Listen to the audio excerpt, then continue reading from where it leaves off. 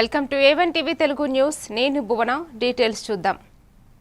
తెలంగాణలో పారిశ్రామిక అభివృద్ధి పెట్టుబడులు ఆకర్షణలే ధ్యేయంగా ప్రభుత్వం ప్రతిష్టాత్మకంగా చేపట్టిన భారత్ ఫ్యూచర్ సిటీ అని అంతర్జాతీయ ప్రమాణాలు నిర్మించనున్నట్లుగా సీఎం రేవంత్ రెడ్డి తెలిపారు.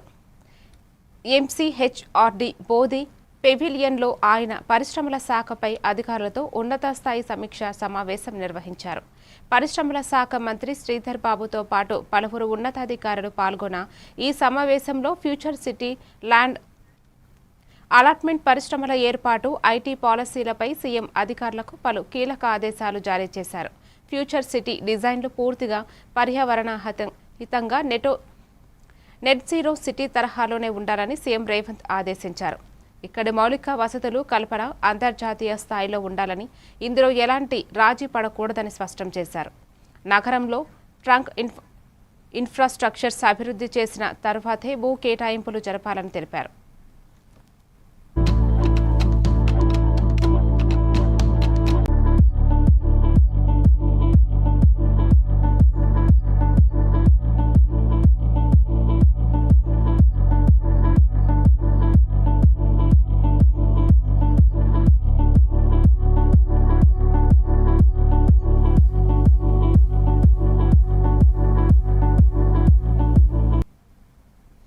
కేంద్ర ఆర్థిక మంత్రి నిర్మలా సీతారామన్తో తెలంగాణ డిప్యూటీ సీఎం బట్టి విక్రమార్క సమావేశమయ్యారు. రాష్ట్ర అభివృద్ధి, విద్య, మౌలిక వసతులు, మూలధన వ్యయాలకు సంబంధించిన కీలక అంశాలపై ఈ సమావేశంలో చర్చించారు. ఈ సందర్భంగా SASCI కింద తెలంగాణకు అదనంగా 5,000 రూపాయల కోట్ల ప్రత్యేక ఆర్థిక సహాయాన్ని మంజూరు చేయాలని ఉప ముఖ్యమంత్రి కోరారు. రాష్ట్రంలో విద్య, వైద్యం, గ్రామీణ మౌలిక వసతులు, మానవ వనరులకు అభివృద్ధి రంగంలో ప్రభుత్వం చేపడుతున్న భారీ పెట్టుబడులు, సంక్షేమం కార్యక్రమాలను కేంద్ర ఆర్థిక మంత్రికి బట్టి వివరించారు. FRBM పరిమితుల నుంచి మినహాయింపు ఇవ్వాలని కేంద్ర మంత్రి నిర్మలా సీతారామన్కు బట్టి విక్రమార్క విజ్ఞప్తి చేశారు.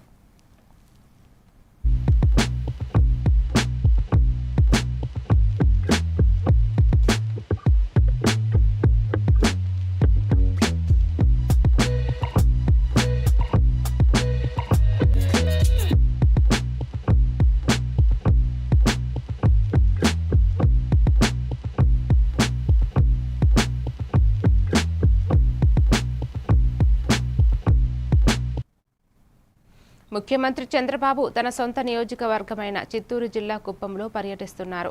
దీనిలో భాగంగా సీఎం చంద్రబాబు దంపతులు కుప్పంలోని ప్రసన్న తిరుపతి గంగమ్మ ఆలయాన్ని సందర్శించారు. ఇక్కడ అమ్మవారికి పట్టు వస్త్రాలు సమర్పించారు. అనంతరం ప్రత్యేక పూజల్లో నిర్వహించి తీర్థ ప్రసాదాలు స్వీకరించారు.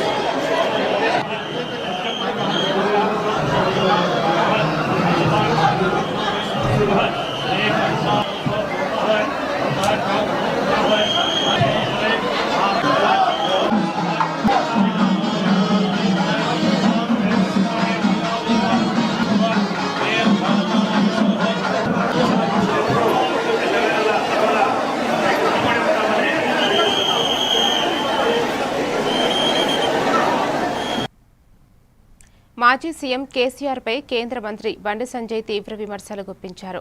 ఫామ్ హౌస్లో కూర్చొని కేసీఆర్ ఏమైనా మాట్లాడొచ్చని, కానీ తెలంగాణ ప్రజలు కుటుంబ పాలనను తిరస్కరించారని విమర్శించారు.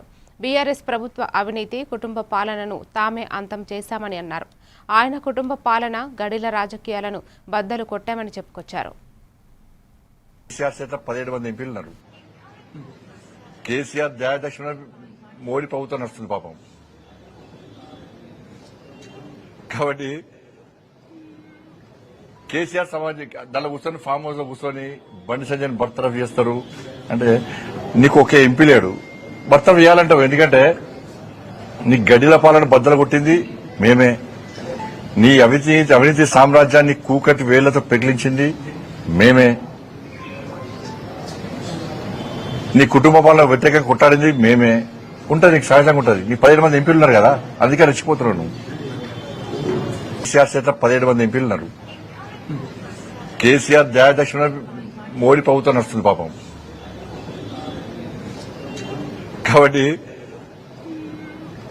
కేసీఆర్ సమాజం దానిలో కూర్చొని ఫామ్ హౌస్ లో కూర్చొని బండి సంజయ్ బర్తరఫ్ చేస్తారు. అంటే నీకు ఒకే ఎంపీ లేడు, బర్తరఫ్ చేయాలంటావు. ఎందుకంటే నీ గడిల పాలన బద్దలు కొట్టింది మేమే, నీ అవినీతి సామ్రాజ్యాన్ని కూకటి వేళ్లతో పెగిలించింది మేమే, నీ కుటుంబ పాలన వ్యతిరేకంగా కొట్టాడింది మేమే. ఉంటుంది, నీకు సహజంగా ఉంటుంది. నీ 17 మంది ఎంపీలు ఉన్నారు కదా, అందుకే రెచ్చిపోతున్నావు నువ్వు. సికింద్రాబాద్ నియోజకవర్గంలోని 81 మందికి కళ్యాణ లక్ష్మి, షాదీ ముబారక్ లబ్ధిదారులకు 81 లక్షల విలువైన చెక్కులను సికింద్రాబాద్ ఎమ్మెల్యే పద్మారావు గౌడ్ పంపిణీ చేశారు. ఆయన అధికారులతో కలిసి సీతాఫల్ మండి టీఆర్టీ క్వార్టర్స్లో జరిగిన కార్యక్రమంలో ఆయన మాట్లాడుతూ పేద ప్రజలకు అన్ని సంక్షేమ పథకాలు అమలుకు ప్రాధాన్యత కల్పించేలా ప్రభుత్వంపై ఒత్తిడి తెస్తున్నామని తెలిపారు. సికింద్రాబాద్ అసెంబ్లీ ఈ నియోజకవర్గాన్ని ఆదర్శంగా తీర్చిదిద్దామని, ప్రతి ఇంటికి వివిధ సంక్షేమ పథకాలను అందించగలిగామని చెప్పారు. ప్రభుత్వ పెద్దలు తమ హామీలను నెరవేర్చి ప్రజలకు మేలు కలిగించాలని డిమాండ్ చేశారు. 81 లక్షల రూపాయల చెక్స్ షాదీ ముబారక్ కళ్యాణ లక్ష్మి బెనిఫిషరీస్కి ఇవ్వడం జరిగింది. ఇది నిరంతరంగా నడిచే ప్రోగ్రాం. ఇది అప్పట్లో పేద వర్గాలకు ఏదైనా ప్రభుత్వం తరఫున బెనిఫిట్ చేయాలని చెప్పి కేసీఆర్ గారు తీసిన పథకం ఇది. అది ఇప్పటికీ కంటిన్యూ చేస్తారు. కంటిన్యూ చేసే వాళ్ళకి ధన్యవాదాలు. ఏమో అది నీకు తెలుసుండొచ్చు, నువ్వు అమిత్ షా తోటి మాట్లాడి ఉండొచ్చు. నేను మాట్లాడలేదు, నాకు తెలియదు. నాకు తెలిసిన విషయాలు అడుగు, నాకెట్లా తెలుస్తాయి? బీఆర్ఎస్ బీజేపీ అవి అంటే నేను ఎట్లా చెప్తా? డిసైడ్ చేస్తాను నేను కాదు కాబట్టి నాకు తెలియదు. నాకు తెలిసిన విషయాలు అడుగు చెప్తాను. బండి సంజయ్ రిజైన్ చేయాలని మీ పార్టీ అడుగుతా ఉన్నారు. అన్యాయం చెప్పిండా కొడుకు, అందుకొచ్చి రిజైన్ చేయాలని అడుగుతారు. దాంట్లో తప్పు లేదు. గతంలో బీఆర్ఎస్ పార్టీ నాయకులు కూడా తప్పు చేసింది, దానిపైన అప్పుడు వాళ్ళ మీద కూడా యాక్షన్ తీసుకోవాలి. తప్పు చేసి నువ్వైనా నేనైనా ఒకటే కదా. అప్పట్లో యాక్షన్ తీసుకోలే, ఇప్పుడు తీసుకోకుంటే అది అప్పుడు అడిగేటోళ్ళు లేరమ్మో. మళ్ళీ ఇప్పుడు అడిగేటోళ్ళు లేరమ్మో, వాళ్ళు ఏం చేయలేదు. ఇప్పుడు అడిగేటోళ్ళు ఉన్నాం కాబట్టి ఖచ్చితంగా నిలదీస్తాం, రిజైన్ చేయాలని అడుగుతాం. దాంట్లో తప్పేముంది? అంటే అడిగేటోళ్ళను అది మాకు తెలియదు. నాకు తెలిసిన విషయాలు అడగాలి. ఖాళీ మీడియా అవి పెట్టగానే నీ నోటికి వచ్చింది అడిగితే నేను ఎట్లా చెప్తా? చెప్పు. యావన్ హత్యలు అలాంటి నిర్ణయం అంటే వాళ్ళకి ఇంకా న్యాయం జరగలేదు అంటున్నారు. ఎవరికి? యావన్ వాళ్ళ అనకాపల్లి జిల్లా నర్సీపట్నంలో ఆర్టీసీ కాంప్లెక్స్ ఎదురుగా ఏర్పాటు చేసిన తృప్తి క్యాంటీన్ను రాష్ట్ర శాసనసభాపతి చింతకాయల అయ్యన్న పాత్రుడు, ఆయన సతీమణి పద్మావతి ప్రారంభించారు. మహిళల ఆర్థిక సాధికారతే ప్రభుత్వ లక్ష్యమని పేర్కొన్న స్పీకర్, రాష్ట్ర వ్యాప్తంగా 750 తృప్తి క్యాంటీన్ల ద్వారా 3000 మంది డ్వాక్రా మహిళలకు ఉపాధి కల్పిస్తున్నామని తెలిపారు. మేప్మా ఆధ్వర్యంలో ఏర్పాటు చేసిన ఈ క్యాంటీన్లో నాణ్యమైన ఆహారం అందుబాటు ధరల్లో లభిస్తుందని చెప్పారు.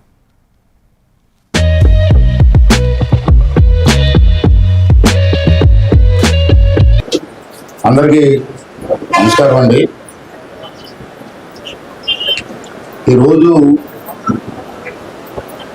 రాష్ట్రంలో ఉన్నటువంటి ముఖ్యమంత్రి గారు, ఉప ముఖ్యమంత్రి గారు ఈ ప్రభుత్వంలో అందరికీ ఉపాధి ఉండాలన్నది ఒక లక్ష్యంగా పెట్టుకోవడం జరిగింది. తండ్రికి లేని బాధ్యత తల్లికి ఉంటుంది. మన ఇంట్లో చూస్తూ ఉంటాం. అమ్మాయి ఒక బండి మీద 1,50,000 మినిమం 1,50,000 1,00,000 సంపాదిస్తుందంటే వచ్చినప్పుడే అందరూ కష్టపడితేనే ఏదైనా బాగుపడుతుంది. కాబట్టి అందరూ కూడా చంద్రబాబు నాయుడు ఉద్దేశం అదే. ఇవాళ చంద్రబాబు నాయుడు గారు ప్రతి వాళ్ళు కూడా కూర్చొని హ్యాపీగా చిన్నీలాగా ఉండాలని చెప్పి ఎంత ప్లాన్ చేయించారు. మున్సిపాలిటీ కూడా ఇవ్వాలని ట్రై చేసాం ముందు. ఇది కానీ బ్రహ్మాండ సక్సెస్ అయ్యి ఆ కుటుంబానికి బాగుపడింది అనుకుంటే ఇంకా ప్రతి నియోజకవర్గానికి ఒకటి ఇవ్వాలని చెప్పి ఒక ప్లాన్ ఉంది. ఇండియన్ ఓవర్సీస్ బ్యాంక్ వాళ్ళు ఈయన ముందుకు వచ్చి ఫైనాన్స్ చేశారు. తమ్ముడు చాలా సంతోషం. ఇంకా ఇటువంటి 4-5 పెట్టి ఈ ప్రాంతాల్లో మండలానికి ఒకటైనా రావడం, మండలానికి ఒకటి వస్తే ఆ భగవంతు దయ వల్ల, మా గురువు గారు ఎన్టీ రామారావు దయ వల్ల మీ అందరికీ. హైదరాబాద్లోని బీజేపీ కార్యాలయంలో కేంద్ర మంత్రి బండి సంజయ్ మీడియాతో మాట్లాడారు. తన కన్న కొడుకుని కూడా విచారణకు సహకరించాలని స్వయంగా పోలీసులకు అప్పగించానని ప్రస్తావించారు. చట్టం ముందు అందరూ సమానమేనని భావనతోనే వ్యవహరించానని తెలిపారు. నేను తీసుకుపోయి విచారణకు సహకరించాలని చెప్పి నాకు సమాచారం వచ్చిన వెంటనే నా కొడుకును అప్పచెప్పిన. కన్న కొడుకును ఓ తండ్రి పోలీసులకు స్వయంగా అప్పగించినటువంటి సందర్భం ఏదైనా ఉందా? వాళ్ళ కన్న కొడుకును నేను తీసుకుపోయి విచారణకు సహకరించాలని చెప్పి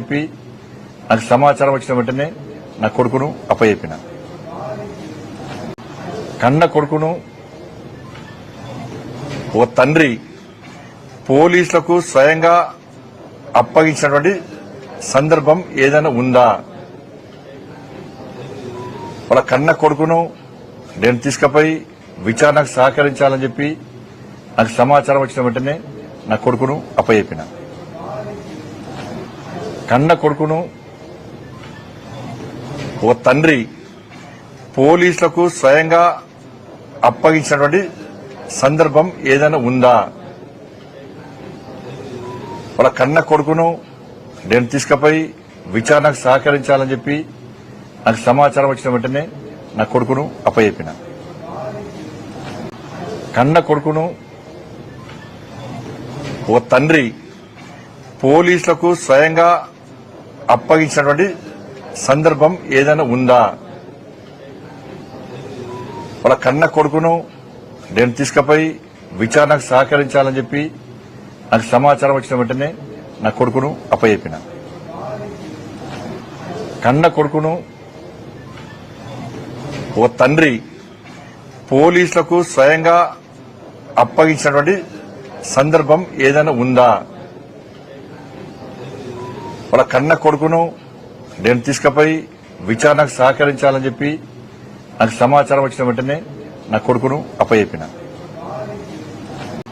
కన్న కొడుకును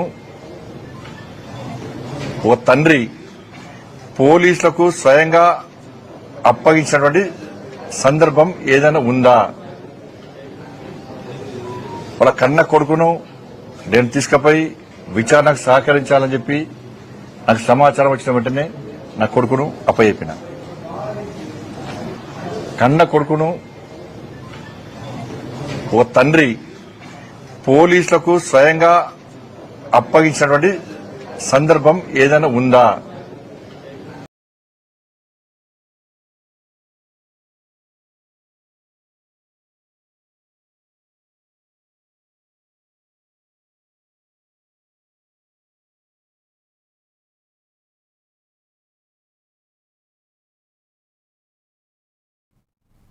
దేశవ్యాప్తంగా ఆన్లైన్ మెడిసిన్ విక్రయాలు కార్పొరేట్ సంస్థలు నిర్వహిస్తున్న మెడికల్ స్టోర్లకు వ్యతిరేకంగా మెడికల్ షాపులు యజమానులు స్వచ్ఛంద బంద్ నిర్వహించారు. దేశవ్యాప్తంగా 12 లక్షలకు పైగా మెడికల్ షాపులు ఈ బంద్లో పాల్గొన్నట్లు వ్యాపారులు తెలిపారు. ఈ బంద్లో భాగంగా పలు నగరాలు, పట్టణాలలో చిరు వ్యాపారులు, మెడికల్ షాపుల యజమానులు తమ దుకాణాలను పూర్తిగా మూసివేశారు. ఈ బంద్ ప్రభావం తెలుగు రాష్ట్రాలపై కూడా పడింది.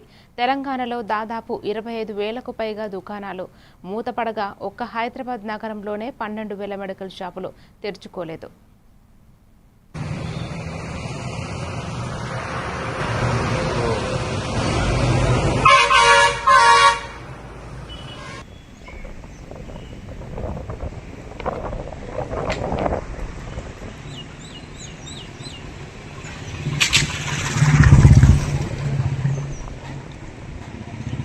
All India chemist and druggist association పిలుపు మేరకు ఈ మెడికల్ షాపులు బంద్ పాటిస్తున్నాము. ముఖ్యంగా ఆన్లైన్ ఫార్మసీకి వ్యతిరేకంగా ఆన్లైన్ ఫార్మసీకి ఇచ్చిన జీవోను రద్దు చేయాలని డిమాండ్ చేస్తూ దేశవ్యాప్తంగా ఈరోజు బంద్ చేస్తున్నాము. ఈ బంద్ను విజయవంతంగా చేయడానికి మాకు కావాలంటే అన్ని పంపడం వల్ల యువత ముఖ్యంగా మత్తు మందులకు అలవాటు పడి వాళ్ళ జీవితాన్ని దుర్భరమయం చేసుకుంటున్నారు. దాన్ని నిర్మూలించాలని ఆన్లైన్లో మత్తు మందులు, ఎన్ఆర్ఎక్స్ మందులు, యాంటీబయాటిక్స్ విచ్చలవిడి వినియోగాన్ని నిర్మూలించడానికే ఈ బంద్ చేస్తున్నాం. వేసవి సెలవుల నేపథ్యంలో తిరుమలలో భక్తుల రద్దీ పెరిగింది. దీంతో భక్తులు Vaikuntham queue complex two Narayanagiri షెడ్లు నిండిపోయి రింగ్ రోడ్లోని గోగర్భం డ్యాం వరకు వేచి ఉన్నారు. దాదాపు 3 కిలోమీటర్లు క్యూలైన్లో బారులు తీరారు. ఈ నేపథ్యంలో ఆలయ పరిసరాల్లో నెలకొన్న పరిస్థితిని ఎప్పటికప్పుడు అధికారులు అంచనా వేసి అందుకు అనుగుణంగా నిర్ణయాలు తీసుకుంటున్నారు. దీంతో భక్తులకు ఎటువంటి ఇబ్బందులు లేకుండా శ్రీవారి దర్శనం చేస్తున్నారు. క్యూలైన్లో భక్తులకు త్రాగునీరు, పాలు, అన్న ప్రసాదాలు శ్రీహరి సేవకుల సహాయంతో అందిస్తున్నారు.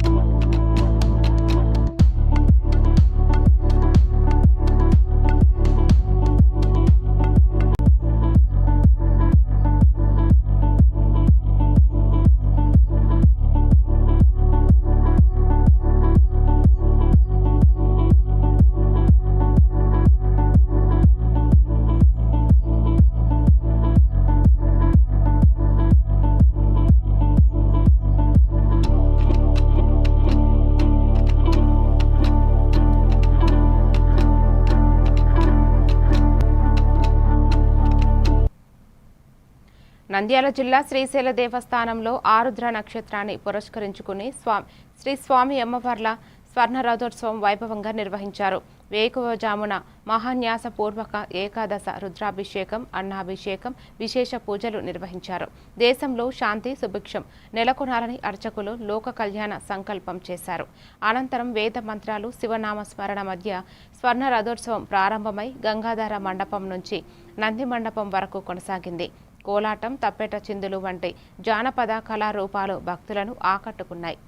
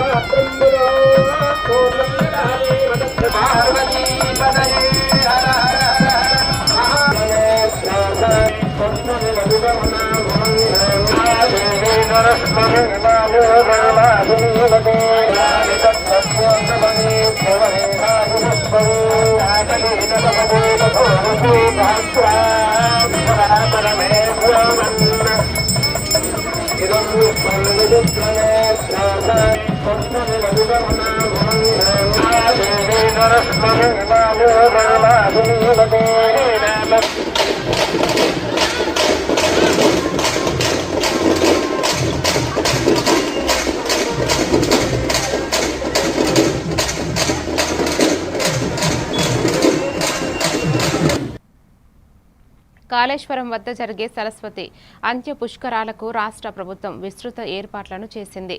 పురస్కార స్నానాలు మే 21వ తేదీ నుండి 12 రోజుల పాటు జరగనున్నాయి. ఈ పుష్కరాలకు 30 నుండి 40 లక్షల మంది భక్తులు హాజరయ్యే అవకాశం ఉన్నందున వారికి ఎలాంటి ఇబ్బందులు కలగకుండా ప్రభుత్వం భారీ ఎత్తున ఏర్పాట్లు చేసింది. కంచి స్వామి విజయేంద్ర సరస్వతి రాష్ట్ర గవర్నర్ శివప్రతాప్ శుక్లచే తొలి పుష్కర స్నానం చేసి అంత్య పుష్కరాలను లాంఛనంగా ప్రారంభిస్తారు. ప్రతిరోజు ఉదయం హోమాల నిర్వహణ, సాయంత్రం పెద్ద ఎత్తున సాంస్కృతిక కార్యక్రమాలను ఏర్పాటు చేశారు. పుష్కర స్నానాలకు వచ్చే భక్తుల సౌకర్యార్థం 9 షటిల్ బస్సులను ఏర్పాటు చేశారు. రెస్క్యూ బృందాలతో పాటు ప్రత్యేక శిక్షణ పొందిన 100 మంది గజ ఈతగాళ్లను సరస్వతి ఘాట్ నది ప్రాంతంలో నియమించారు.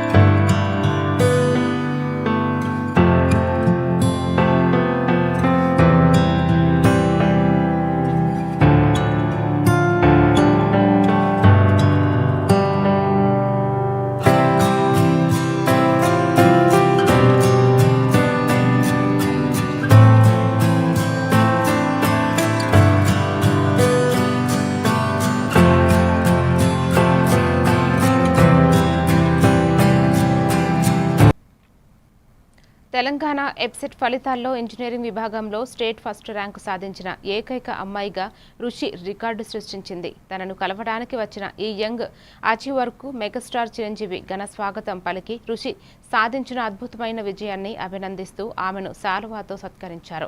ల్యాప్టాప్ బహుమానంగా ఇచ్చారు.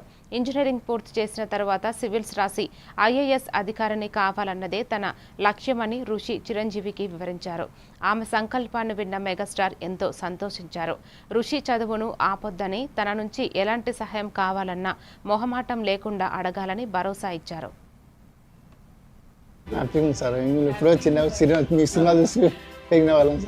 ఫాదర్ మోటివేట్ చేయడం కోసం చెప్పేసి నువ్వు బాగా చదువు అన్న, మళ్ళీ మనకి ఏప్రిల్ మే అటెంప్ట్స్ ఉన్నాయి కదా, దాంట్లో ఏదో ఒక ఎగ్జామ్లో మంచి టాప్ మార్క్స్ తెచ్చుకుంటే నువ్వు కంపల్సరీగా మనందరికి ఇన్స్పిరేషన్ చిరంజీవి గారు ఆయన దగ్గరికి వెళ్దాం, మనం బ్లెస్సింగ్స్ తీసుకుందాం మోటివేట్ చేయడం జరిగింది.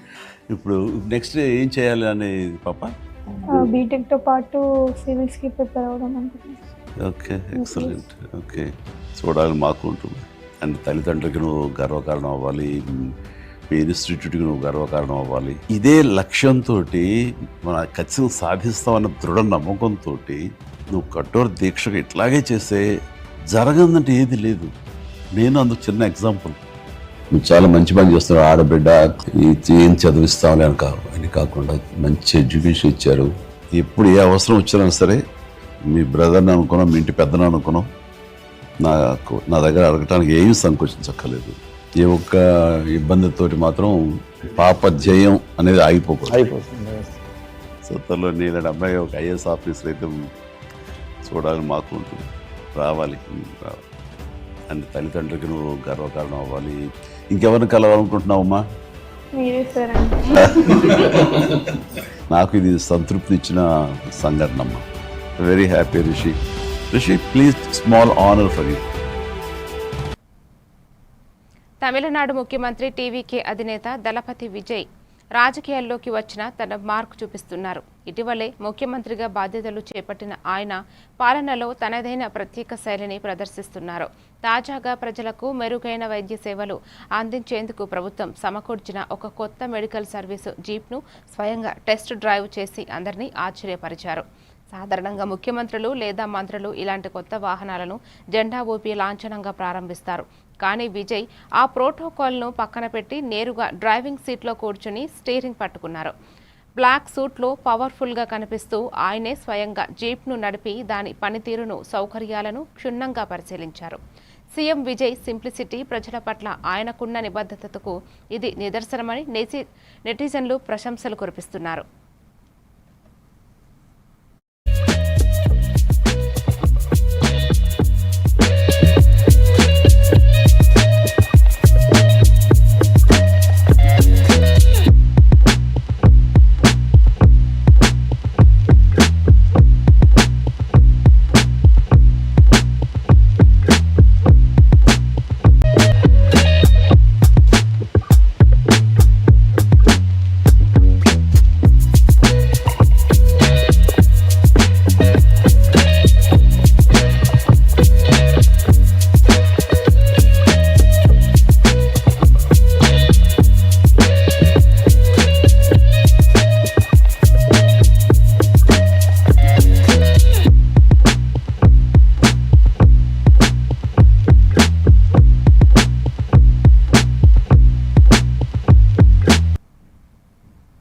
లోక్సభ విపక్ష నేత రాహుల్ గాంధీ మళ్లీ తన వ్యాఖ్యలతో రాజకీయం వేడి రగిల్చారు.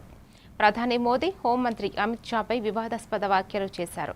వారిని ద్రోహులుగా పేర్కొన్నారు. దేశ ప్రయోజనాలకు వ్యతిరేకంగా పనిచేస్తున్నారని ఆరోపించారు. ఉత్తరప్రదేశ్లోని రాయ్బరేలీలో జరిగిన ఒక కార్యక్రమంలో రాహుల్ ఈ వ్యాఖ్యలు చేశారు.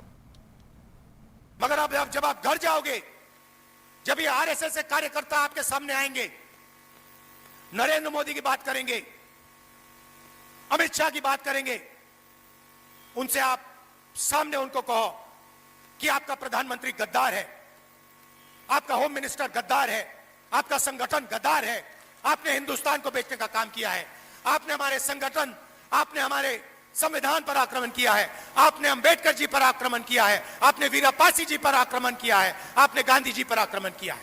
खुल के उनसे कहिए. दिल से आपका धन्यवाद करता हूं. नमस्कार, जय हिंद. मगर अब जब आप घर जाओगे, जब ये आरएसएस के कार्यकर्ता आपके सामने आएंगे, नरेंद्र मोदी की बात करेंगे, अमित शाह की बात करेंगे, उनसे आप सामने उनको कहो कि आपका प्रधानमंत्री गद्दार है, आपका होम मिनिस्टर गद्दार है, आपका संगठन गद्दार है, आपने हिंदुस्तान को बेचने का काम किया है, आपने हमारे संगठन, आपने हमारे संविधान पर आक्रमण किया है, आपने अंबेडकर जी पर आक्रमण किया है, आपने वीरापासी जी पर आक्रमण किया है. భారత్ స్వదేశీ రక్షణ సామర్థ్యాలను బలోపేతం చేసే దిశగా మరో ముందడుగు వేసింది. ప్రైవేటు రంగ రక్షణ సంస్థ అయిన నిబే లిమిటెడ్ తన సుదూర రాకెట్ వ్యవస్థ సూర్యాస్త్ర ప్రయోగాన్ని విజయవంతంగా నిర్వహించింది. ఒడిశాలోని చాందీపూర్ టెస్టింగ్ రేంజ్ నుంచి ఈ పరీక్షను చేపట్టింది. 150 నుంచి 300 కిలోమీటర్ల దూరంలోని లక్ష్యాలపై దాడి చేయగల 2 రకాల సూర్యాస్త్ర రాకెట్లు వేరియంట్లను పరీక్షించింది. 1.5 మీటర్ల నుంచి 2 మీటర్లు ఖచ్చితత్వముతో లక్ష్యాన్ని ఛేదించినట్లు అధికారులు వెల్లడించారు. దీనిని కొనుగోలు చేయడానికి భారత సైన్యం ముందుకు వచ్చినట్లు తెలుస్తోంది.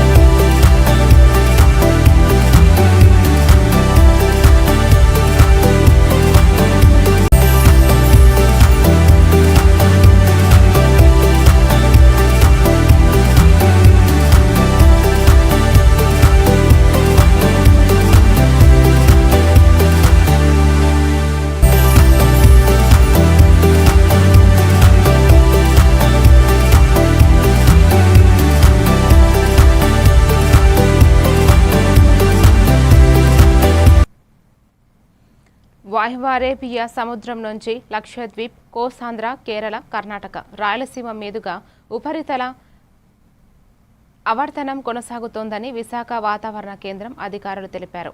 సముద్ర మట్టానికి 3.1 నుంచి 5.8 కిలోమీటర్ల ఎత్తులో ఆవర్తనం ఉందని వెల్లడించారు. దీని ప్రభావంతో కొన్ని చోట్ల ఉరుములు మెరుపులతో కూడిన జల్లుళ్లు పడే అవకాశం ఉందన్నారు. మరోవైపు నైరుతి రుతుపవనాలు చురుగ్గా కదులుతున్నాయి. ఈ నెల 26కి కేరళకు తాకే అవకాశం ఉందని వాతావరణం శాఖ అంచనా వేసింది. 2-3 రోజుల్లో వాయువ్య అరేబియా సముద్రం, కొమరిన్ ప్రాంతం, వాయువ్య బంగాళాఖాతం, నైరుతి బంగాళాఖాతం, తూర్పు మధ్య బంగాళాఖాతంలో ప్రవేశించే అవకాశం ఉందని భావిస్తున్నారు.